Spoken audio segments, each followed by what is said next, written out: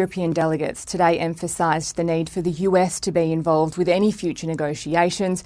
And of course, this all comes after US President Donald Trump said he would take 2 weeks to decide whether or not America would get involved in the conflict.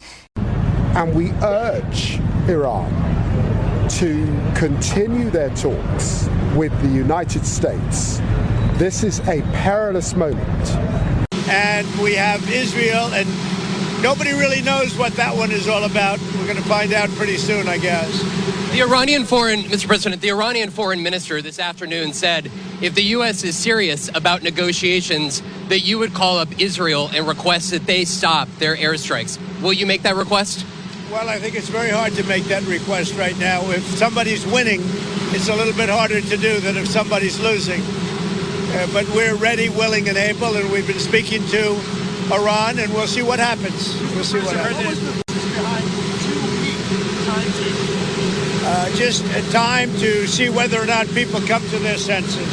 So Didn't help at all in talking with the Iranians? No, they didn't help. No. Iran doesn't want to speak to Europe. They want to speak to us. Europe is not going to be able to help in this one. Helping Iran at this moment, clearing reports of serious planes landing in Iran from China? They say that they're there to take people out, but I can't tell you about that. I get along very well with China, get along very well with President Xi. I like him. He likes me. We have a very good relationship. We'll see what happens. I can't imagine them getting involved.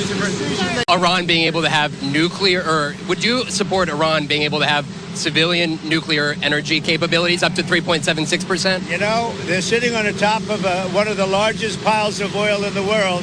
I just don't know why they need that for civilian work. You know, it's one thing for certain countries to say, hey, I want to have a certain amount where I can go nuclear a little bit because we need it for electricity, we need it for air conditioners, etc.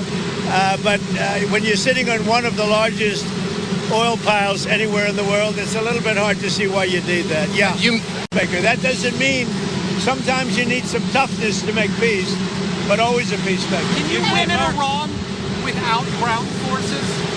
Say it?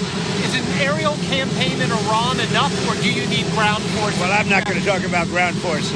It's the last thing, ground forces. The thing you want to do is ground forces. Does Iran have 2 weeks, or could you strike before that? Are you essentially giving them a 2-week timeline? I'm giving them a period of time. We're going to see what that period of time is, but I'm giving them a period of time, and I would say 2 weeks would be the maximum. Mr. President, you people out of danger. You're in danger standing with me. One more. Prime Minister Netanyahu said that they had the capacity to take out all of Iran's nuclear facilities. So what role would the U.S. be able to play, and why would they, if Israel says that they have all of the abilities, their own military? I'm not sure he said that, but they really have a very limited capacity.